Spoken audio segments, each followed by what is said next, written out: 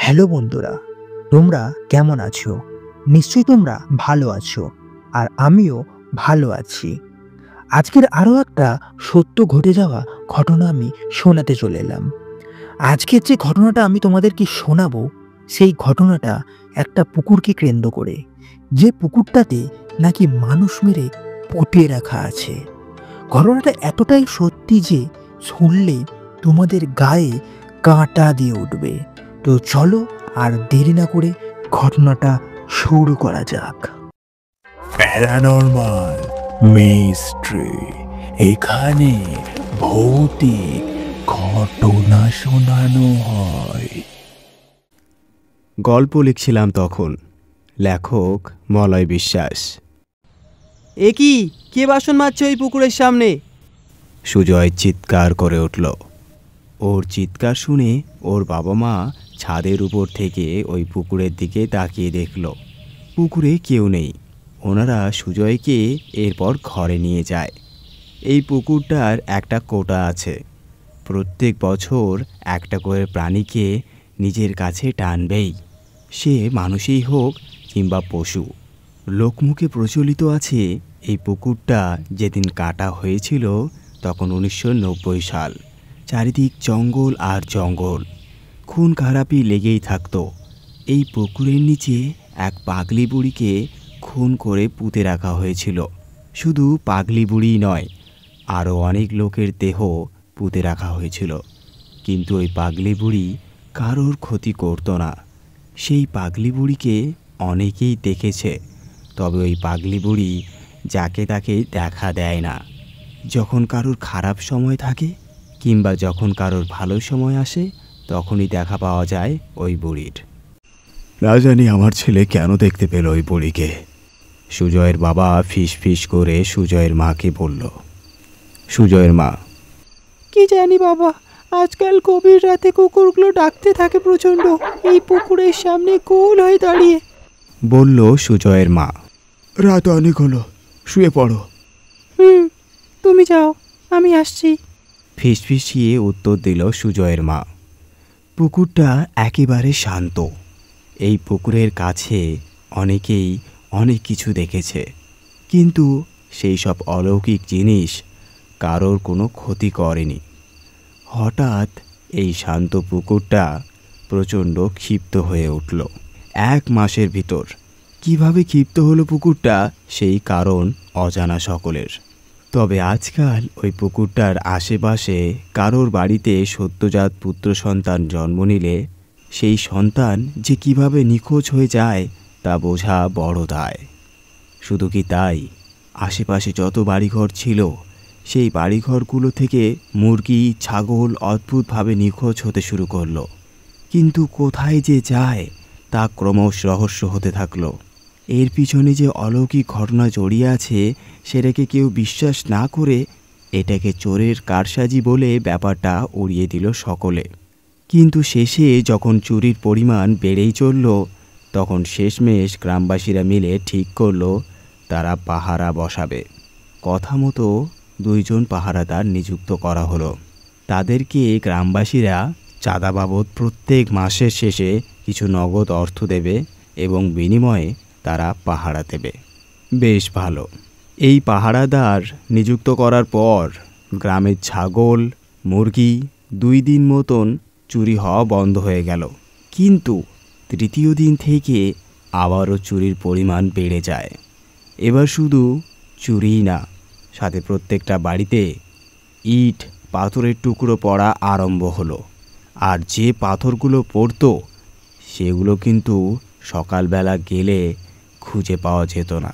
কিন্তু আশ্চর্যের বিষয় হলো এটাই যে যেদিন থেকে পাথরের উপদ্রব শুরু হয়েছিল তার পরের দিন থেকেই ওই পুকুর পাড়ের আশেপাশে অনেক বড় বড় পাথরের খোয়া পড়ে থাকতে দেখা যেত। এরকম একটা ঘটনা দেখে তারা সকলেই অবাক। তাদের মনে এই ধারণা তৈরি হলো যে ওই পুকুরের কাছে কিছু একটা গণ্ডগোল আছে। গ্রামবাসীদের অনুরোধে ওই পাহারাদারগুলো ওই পুকুরটার আশেপাশে ভালোভাবে পাহারা দিতে থাকলো। সামনে সুজয়দের বাড়ি থেকে রাতের খাবারও দিয়ে যায় ওই পাহারাদারদের। গরমকালের রাত, লোকজন প্রায় চেতনই থাকে। আবার তার মধ্যেও যাদের বাড়িতে খামার রয়েছে তাদের তো দুশ্চিন্তাতেই ঘুমই হয় না ঠিকঠাক। দিনটা ছিল বুধবার। দুটো থালায় ভাত, ডাল, ইঁচড়ের তরকারি আর বকফুলের বড়া পেট পুড়ে খেলো ওই পাহারাদারগুলো। ওই পুকুরের সামনে একটা মাঠ আছে, সেইখানেই তাদের নৈশভোজ সারল। তারপর অমিত বলে উঠল, যা রতন, থালা দুটো দিয়াই সুজয়ের বাড়িতে, আমি ততক্ষণে হাত পা ধুয়ে নিই। রতন থালা দুটো নিয়ে এসে ওই পুকুর পাড়ের কাছে গিয়ে যা দেখল তাতে রতনের পিলে চমকে গেল। রতন দেখল অমিতকে 4 থেকে 5 জন মোটা কালো কুৎসিত পেটে মানুষ জাপটে ধরে জলের মাঝখানের দিকে নিয়ে গেছে। চাঁদের আলোয় তাদের মুখ গঠন না দেখা গেলেও ওরা 4-5 জন ছিল, তা রতন বুঝতে পারল। রতন একটা চিৎকার দিয়ে ওঠে, কোথায় আছো? তাড়াতাড়ি আসো, এই পুকুর পাড়ে অমিতকে টেনে নিয়ে যাচ্ছে। ওর চিৎকার শুনে আশেপাশের বাড়ির লোকেরা দৌড়ে আসে। তারাও দেখল এই দৃশ্য। পরের দিন সকালে অমিতের লাশ ভেসে ওঠে। গ্রামবাসীরা তো জলে নামতে পর্যন্ত খুব ভয় পাচ্ছিল। কয়েকজন সাহস করে জলে নেমে সেই লাশ নিয়ে আসে। এই খবরটা ধীরে ধীরে পুরো গ্রামে ছড়িয়ে পড়ল। আশেপাশের গ্রাম থেকে লোকজনরা এসে ওই পুকুরটাকে দেখতে লাগলো। কয়েকজন এই বাকি ঘটনাগুলোর জন্য পুকুরটাকে দায়ী করল। তাদের মতে এই পুরো ঘটনার পিছনে পুকুরটার কিছু যোগসূত্র আছে। কিন্তু এটা তো অলৌকিক কাজ, যার অলৌকিক ক্ষমতা আছে সেই পারবে সমাধান করতে। অনেক তান্ত্রিক, ওঝা, সন্ন্যাসীদেরকে বলা হলো এর সমাধানের জন্য, কিন্তু তারা কেউ রাজি হলেন না। শেষমেশ এক তান্ত্রিক রাজি হলেন। তিনি বললেন যদি তাকে মোটা অঙ্কের টাকা দেওয়া হয় তবে সে কাজটা করে দেবে। ইতিমধ্যে খবর এলো রতন নাকি মারা গেছে। কয়েকদিন জ্বরে ভুগছিল, জ্বরের ঘোরে ভুলভাল বকছিল, তারপর এক সময় সে মারা যায়। এই ব্যাপারটায় গ্রামবাসীরা মর্মাহত হয়। তাই ওই তান্ত্রিককে অনুরোধ করে দ্রুত এই পুকুরের থেকে অলৌকিক শক্তি তাড়ানোর কাজ করতে শুরু করতে বলে। তান্ত্রিক দিনক্ষণ ঠিক করে মঙ্গলবার রাতটাকে বেছে নেয়। ভোর অমাবস্যা ছিল সেদিন। রাত 11টা থেকে শুরু হয় যজ্ঞ। তান্ত্রিক একটা গণ্ডি কেটে দেয় তার পাশে। ওই গণ্ডি দেখিয়ে বলে এর ভেতরে কেউ যেন না আসে। এরপর তান্ত্রিক তার কাজকর্ম শুরু করে দেয়। বেশ কিছুক্ষণ মন্ত্রপাঠ করে তান্ত্রিক। মন্ত্রপুত ছাই ওই পুকুরে ছুঁড়ে ফেলে। গ্রামবাসীদের মনে তখন প্রবল উদ্বেগ, কারণ ওই পুকুরের জল অনবরত নড়ছিল। পুকুরের আশেপাশে যত গাছ আছে সেগুলো দুলছিল হাওয়ায়। কিছুক্ষণ পর এক অদ্ভুত জিনিস দেখা যায়, যা দেখে হকচকিয়ে যায় তান্ত্রিকও। ওই দূরের শাল গাছটা থেকে একজন উড়ে এসে তান্ত্রিকের থেকে 2 হাত দূরে এসে দাঁড়ায়। সে ছেলে কিনা মেয়ে বোঝা যাচ্ছিল না। একেবারে কালো অন্ধকার থেকেও কুচকুচে কালো। তান্ত্রিক নিজের হাতে একটু জল ও ঘি নিয়ে ওই আগুনের উপর বেশ কিছুক্ষণ ঘুরিয়ে ওই কালো অবয়বটার উপর ছুঁড়ে মারে। তারপর তান্ত্রিক গম গমের গলায় বলে ওঠে, কে তুই? এখানে কি করছিস? ওই অবয়বটা কিরকম অদ্ভুত স্বরে বলে উঠল, আমি বদলা চাই। তান্ত্রিক প্রশ্ন করে, বদলা? কিসের বদলা? অবয়বটা বলে ওঠে, আমি বিদ্যুতের বউ সুপ্রিয়াকে শেষ করে দিতে চাই। কে তুই? কেন মারতে চাস ওকে?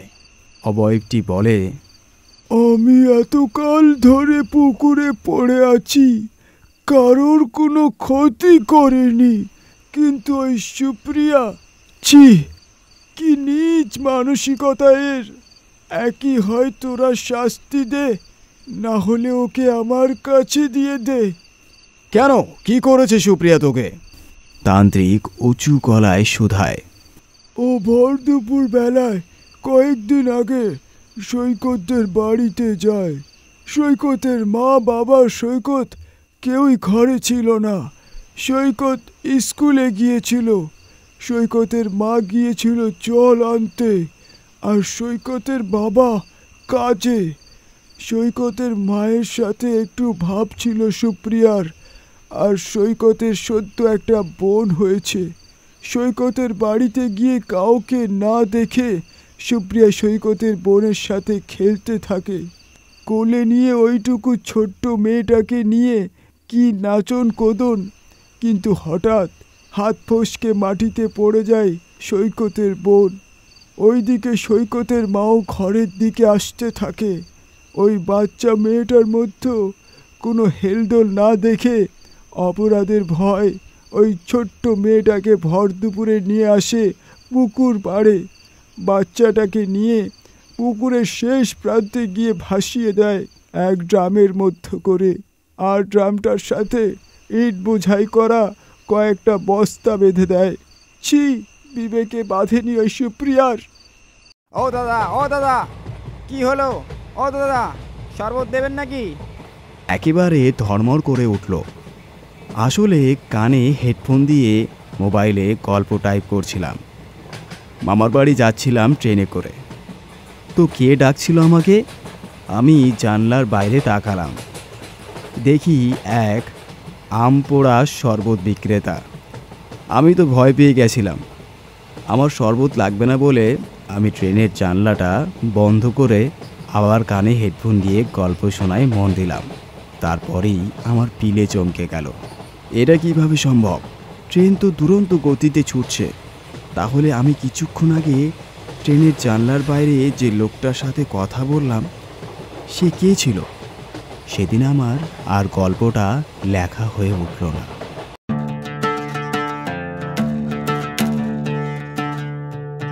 গল্পটা তোমাদের সবাইয়ের কেমন লাগলো? যদি ভালো লেগে থাকে শুনে, তাহলে একটা লাইক করবে আর একটা কমেন্ট করবে, আর পারলে বন্ধুদের সাথে শেয়ার করবে। এই রকম আরও নতুন নতুন গল্প শুনতে আমাদের চ্যানেলটা সাবস্ক্রাইব করবেন। আর কেউ যদি আমাদেরকে গল্প পাঠাতে চাও, তাহলে আমার ডেসক্রিপশনে মেল দেওয়া আছে, মেলের মাধ্যমে পাঠাতে পারেন, না হলে কমেন্টে লিখে পাঠাতে পারেন। ধন্যবাদ।